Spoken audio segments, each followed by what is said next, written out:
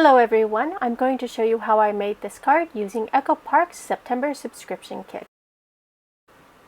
The kit is called Hello Autumn and it features a wonderful fall country theme. Once I have a paper pack picked out, I sometimes seek inspiration from card sketches that can be found online. I collect mine in a homemade disc binder. The bulk of my sketches are from Operation Write Home, but I have some from My Favorite Things, Mojo Monday, and other collections. I also download sketches that Christy Marcotte uses in her videos that she's modified in order to include the measurements. I decided to use this sketch from Operation Write Home. Once I have a sketch, I'll pick out the papers that I want to use. I've chosen this lovely paper with farmhouses, barns, and country roads.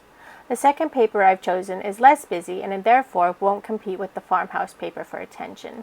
Finally, I've chosen this mild orange to map my layers. I've gone ahead and die cut all of the elements and mats off camera.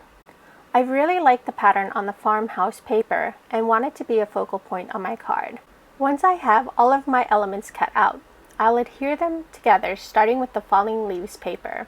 I've sped this up 4 times faster so you don't have to sit through my slow adhesive application.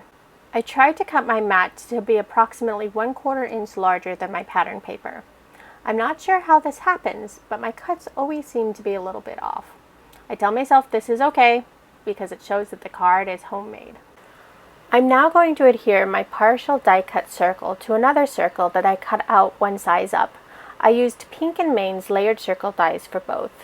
Just to show that any adhesive will do, I'm breaking out my Nuvo glue. I haven't used it in a while, and I have to squeeze surprisingly hard to get it out of the bottle. This is not a slam on Nuvo glue at all. This is definitely a case of user error.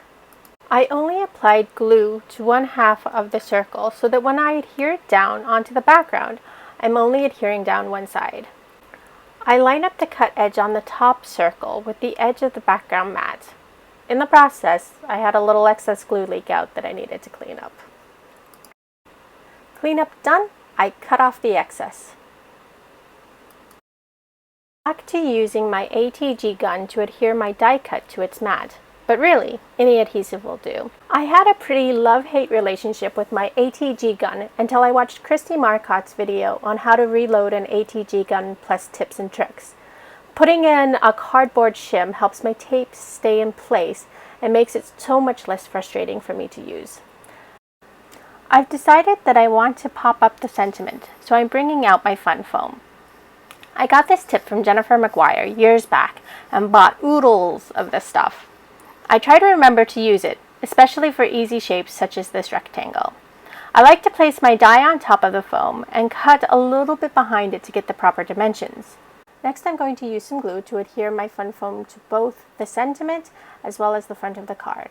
I'll add an acrylic block just for the weight to ensure that it adheres well. So here's my finished card. As you can see, it's not an exact copy of the card sketch, and that's okay. It's great to exercise your creativity and change things up to meet your needs and the elements that you have available. Thanks for sticking around, and I hope you enjoyed this look into my card making process. Have a great day!